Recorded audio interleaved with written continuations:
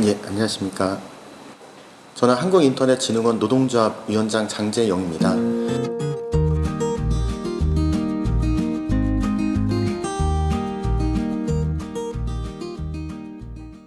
지금 혁신도시 내에 16개의 기관이 이전을 했고요. 그 중에 15개의 노동조합이 결성이 되어 있습니다. 15개가 같이 활동하고 있는 협의회의 의장직을 맡고 있습니다. 교육 같은 경우에는 연령대별로 다양한 욕구들이 있습니다. 그 어린 영유아를 가지고 있는 경우에는 기본적으로 어린이집에 보내야 되는데, 지금 그 빛가람 혁신도시 내에는 영유아 시설이 그렇게 충분히 있지는 않습니다. 따라서 영유아 시설에 보내는 문제가 제일 크고요. 커다란 기관 같은 경우에는 자체적으로 어린이집들이 있습니다. 그래서 큰 기관들은 커다란 문제는 없는 것 같고요. 그 규모가 작은 곳의 경우에는 어린이집이 현재 없는 상황입니다. 따라서 인근의 어린이집들로 좀 보내야 되는데 어린이들이나 유치원들이 많이 없는 문제들이 있고요. 초등학생의 경우는 그 학원들을 좀 많이 보내지 않습니까? 저희 나라가 워낙 그 사교육들을 많이 하니까요.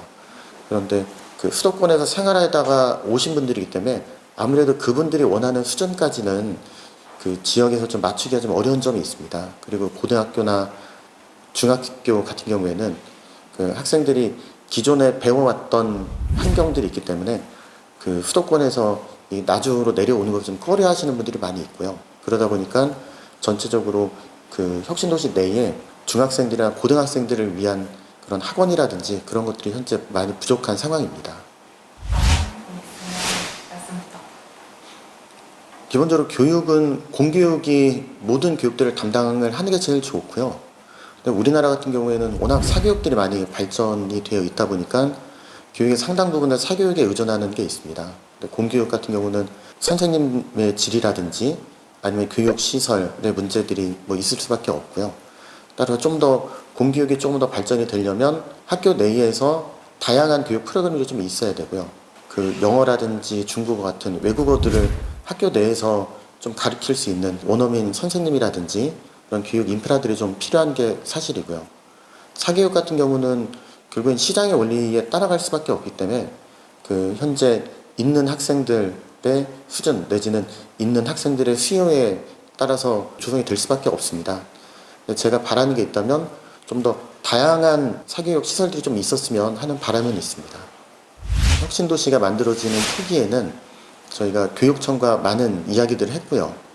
사실은 현재는 그렇게 교육청과 커다랗게 뭐 관계를 갖고 있거나 그러진 않습니다. 다만 지금 혁신도시 내에서 문제가 되고 있는 부분들은 광주시랑 공동학군제를 할 것이냐, 아니면 이 혁신도시 자체의 교육 여건들 개선을 할 것이냐, 현재 두 가지 가지고서 서로 다른 이견들이 좀 있습니다. 제 생각은 어떠한 형태가 됐든 학생들이 좀 그 선택지가 좀 넓은 것이 좀 좋지 않겠느냐라는 측면에서 보면 광주로 갈 수 있는, 가고 싶어하는 학생들은 그것들을 좀 열어주면 좋을 것 같고요. 또 한 가지는 지금 현재 혁신도시 내에 학교가 2개가 있지 않습니까? 그래서 두 학교가 조금 더 좋은 교육 인프라를 가질 수 있도록 나주교육지원청에서 좀 더 많은 관심을 가져줬으면 하는 바람이 있습니다. 제일 커다란 문제는 제가 봐서는 이 혁신도시가 16개의 기관들이 내려와 있지 않습니까? 그래서 직업교육을 하기에 상당히 좋은 환경을 가지고 있습니다. 근데 문제가 뭐냐면 혁신도시랑 지역에 있는 학교들과의 서로 연계 내지는 같이 하는 프로그램들이 사실 거의 없거든요. 공공기관들이 가지고 있는 여러 가지 자원들을 제공할 수 있는 충분한 그런 준비가 되어 있고요. 또 학교나 이런 곳에서도 이 공공기관과 같이 하려고 하는 니즈들이 많이 있습니다. 근데 문제는 이 두 가지를 엮을 수 있는 곳이 사실은 거의 없습니다. 채널들이 없는 거죠. 서로 원하는 것들을 얻지를 못하는 게 있고요. 그래서 최대한 빨리 혁신도시에 있는 이 공공기관의 담당 부서들과 또 지역의 학교라든지 시청이라든지 사회단체라든지 같이 네트워크를 좀 구축할 수 있는 그런 것들이 필요하다고 생각하고 있습니다. 지금 혁신도시에는 크게 2가지 기관들이 있습니다. 규모가 커다란 곳은 전국구, 전국을 대상으로 하는 그 사업을 전개를 하고 있고요. 그 외에 규모가 조금 작은 곳은 이곳이 본사이면서 대부분의 직원들이 이곳에 근무를 하고 있습니다. 따라서 규모가 큰 곳은 어쩔 수 없이 그 지역을 좀 돌아다닐 수밖에 없는 상황이고요. 근데 다행이라고 하면 본사에 오는 거는 다 꺼려 합니다. 그래서 그 본사에 근무하실 수 있는 그런 조건들이 좀 더 좋고요. 또 이제 어떤 회사들 같은 경우에는 지역 사람들을 뽑아서 지역에서만 근무를 시키는 제도도 있습니다. 따라서 그러한 제도들을 이용하시면 될 것 같고요.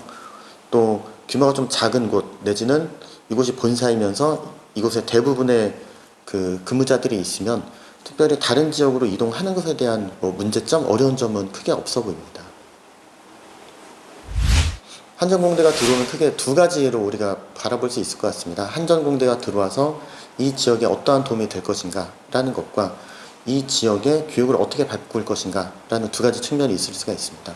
첫 번째 측면으로 보자면 아직 한전공대는 첫 삽을 뜨지 않은 상황이기 때문에요.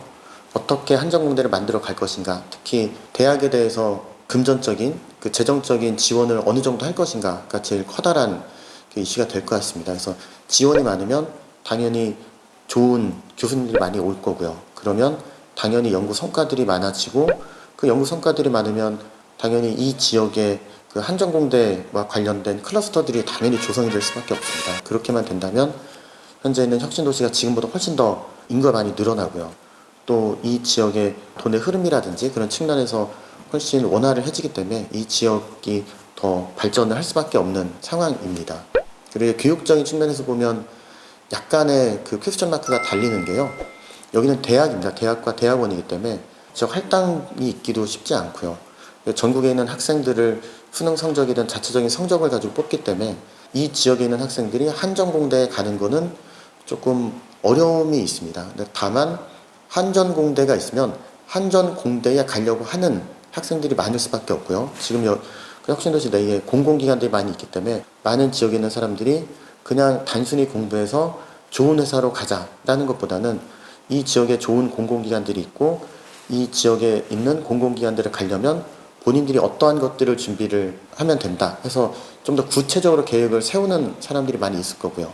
당연히 구체적으로 계획을 세우는 사람들이 좀 더 그 원하는 곳을 갈 수 있는 확률이 더 높습니다. 따라서 그 한전공대가 들어오면 이 지역에서 좀 더 많은 학생들이 한전공대를 목표로 해서 공부를 할 수가 있을 거고요. 그러면 자연스럽게 이 지역의 교육과 관련된 수준이 올라갈 수밖에 없을 겁니다. 그런 측면에서 보면 그 한전공대가 그 이 나주에 있는 것들이 확실히 효과는 있을 것으로 그렇게 생각을 하고 있습니다.